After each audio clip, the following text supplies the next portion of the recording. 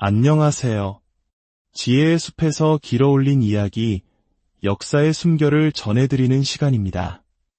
오늘의 이야기에 귀 기울여 주시고 이 소중한 정보가 주변 분들에게도 닿을 수 있도록 공유해 주신다면 여러분의 그 따뜻한 마음이 누군가에게는 큰 등불이 될 것입니다. 여러분의 구독과 좋아요는 저희가 더 깊이 있는 이야기를 만드는 데 큰 힘이 됩니다.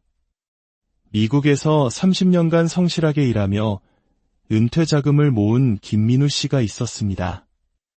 평생을 아끼고 아껴 마련한 그 돈은 그가 세상을 떠난 후 사랑하는 아내와 두 자녀에게 온전히 전해지길 바랐던 그의 마지막 소망이었습니다. 하지만 그가 갑작스럽게 세상을 떠나자 가족들은 깊은 슬픔과 함께 또 다른 거대한 벽에 부딪혔습니다. 아버지가 남긴 은행 계좌에 접근할 방법을 찾지 못했던 것입니다. 은행을 찾아가 애타는 마음으로 상황을 설명했지만 돌아온 대답은 차가운 법률 용어뿐이었습니다. 계좌에 상속 수익자가 지정되어 있지 않아 법원의 유언검인 절차를 거쳐야 한다는 것이었습니다. 한국에서는 상상하기 힘든 일이었죠.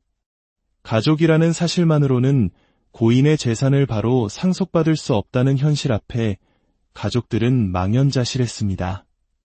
결국 1년이라는 기나긴 시간을 기다려야 했고 그 과정에서 수만 달러에 달하는 변호사 비용과 법원 수수료를 지불해야만 했습니다. 김민우 씨가 생전에 단 몇 분만 투자해 서류 한 장에 서명했더라면 그의 가족들이 겪지 않아도 되었을 고통이었습니다. 박미라 씨의 사연은 더욱 안타깝습니다. 25년 전 미국으로 이민 온 그녀는 당연히 남편보다 자신이 먼저 세상을 떠날 것이라 생각했습니다. 그래서 집안의 모든 은행 계좌와 투자 계좌는 남편의 단독 명의로만 관리했습니다. 한국의 많은 아내들이 그랬던 것처럼 남편을 믿고 모든 것을 맡겼던 것이죠. 그러나 운명은 그녀의 생각과 달랐습니다. 남편이 갑작스러운 병으로 그녀의 곁을 떠났고 미라 씨의 삶은 송두리째 흔들렸습니다. 남편의 계좌가 어디에 얼마나 있는지 어렴풋이 알고는 있었지만 그녀에게는 접근할 권한이 없었습니다. 수익자 지정 또한 되어 있지 않았습니다. 은행은 본인 명의가 아니라는 이유로 어떠한 정보도 제공해주지 않았습니다. 결국 그녀 또한 변호사를 선임해 복잡한 법원 절차의 문을 두드려야 했습니다. 설상가상으로 이 과정에서 남편이 오래전에 열어두었던 작은 예금 계좌 하나가 누락되었습니다. 몇 년이 흐른 뒤에야 그녀는 주 정부의 미수령 재산관리국 웹사이트에서 남편의 잊혀진 계좌를 발견할 수 있었습니다. 하지만 오랜 시간이 흐르는 동안 인플레이션으로 인해 그 돈의 가치는 이미 크게 하락한 뒤였습니다. 비교적 꼼꼼한 성격이었던 이준석 씨도 이 함정을 피하지 못했습니다. 그는 자신의 사후를 대비해 유언장을 작성하고 부동산과 보험까지 모두 깔끔하게 정리해두었습니다. 하지만 그 역시 은행 계좌에 대해서는 별다른 조치를 취하지 않았습니다. 그저 유언장에 모든 재산을 자녀에게 남긴다고 썼으니 괜찮을 것이라 믿었던 것입니다. 하지만 미국 법은 달랐습니다.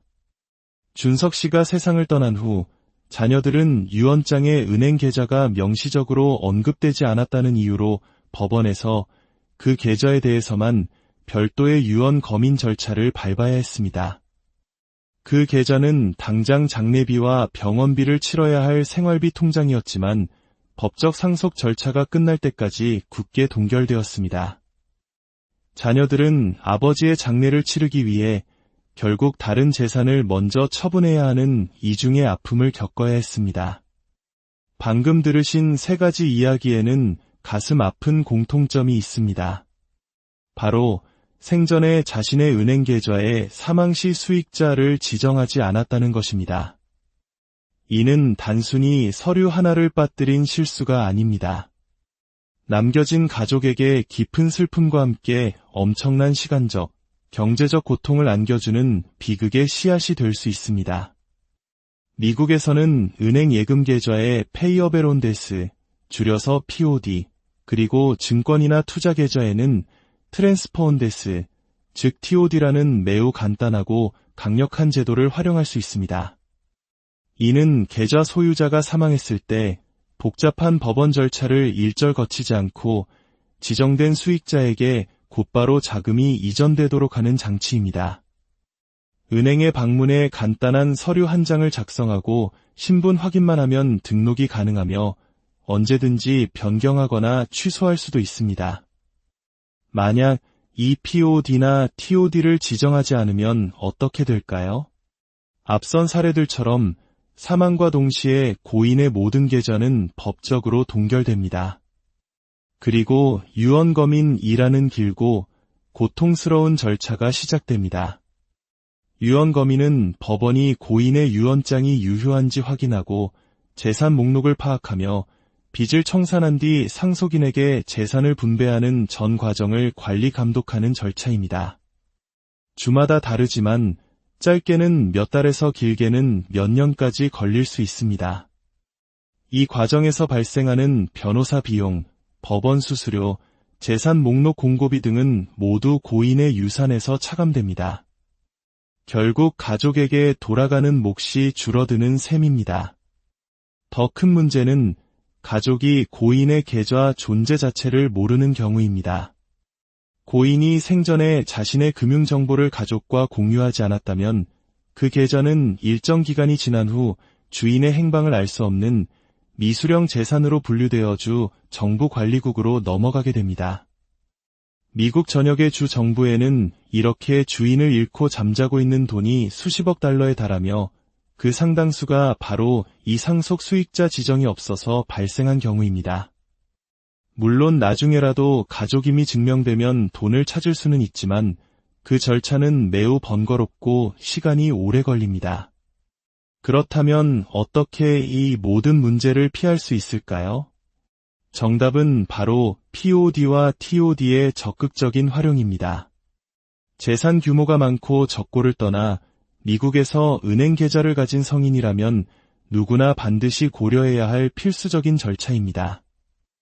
POD나 TOD를 설정해두면 사망 후 수익자로 지정된 가족은 고인의 사망증명서와 자신의 신분증만 가지고 은행에 방문하여 간단한 양식을 작성하는 것만으로 며칠 내에 자금을 이전받을 수 있습니다. 법원의 개입이 전혀 없으므로 시간과 비용이 획기적으로 절약되는 것입니다. 이는 유언장이나 신탁과도 함께 활용할 수 있습니다. 예를 들어 유언장에는 부동산이나 다른 자산에 대한 전반적인 분배 계획을 담고 당장 생활비로 써야 할 은행 계좌는 POD로 지정해 법원 절차 없이 가족이 바로 사용할 수 있도록 하는 것입니다. 이것이야말로 남은 가족을 위한 가장 현실적이고 사려 깊은 배려가 아닐까요? 물론 몇 가지 주의할 점이 있습니다. 첫째, 인생에 중요한 변화가 생길 때마다 수익자 지정을 반드시 재검토하고 갱신해야 합니다. 결혼, 이혼, 자녀의 출생, 혹은 지정했던 수익자가 먼저 세상을 떠나는 등 가족 관계에 변화가 생겼다면 즉시 은행을 방문해 정보를 수정해야 합니다. 둘째, POD나 TOD로 지정된 수익자는 유언장의 내용과 상관없이 해당 계좌를 최우선으로 상속받게 됩니다. 따라서 유언장의 내용과 은행 계좌의 수익자 지정이 서로 충돌하지 않도록 반드시 내용을 일치시켜야 합니다. 이로 인한 가족 간의 분쟁을 막기 위해서는 사전에 누구를 수익자로 지정했는지 가족에게 투명하게 알리고 그 이유를 설명해주는 소통의 과정이 무엇보다 중요합니다. 미국에서의 삶은 수많은 기회와 도전을 동반합니다.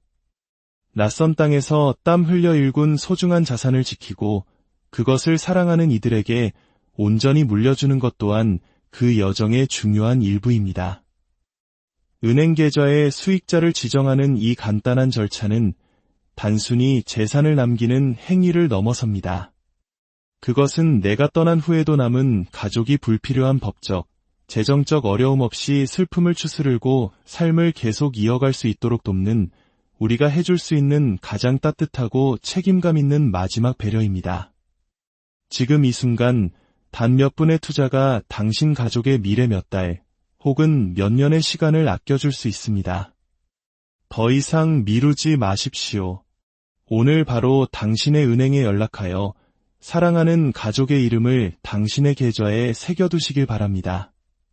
그것이 바로 이민 1세대로서, 부모로서, 배우자로서 우리가 남길 수 있는 가장 현명하고 아름다운 유산일 것입니다.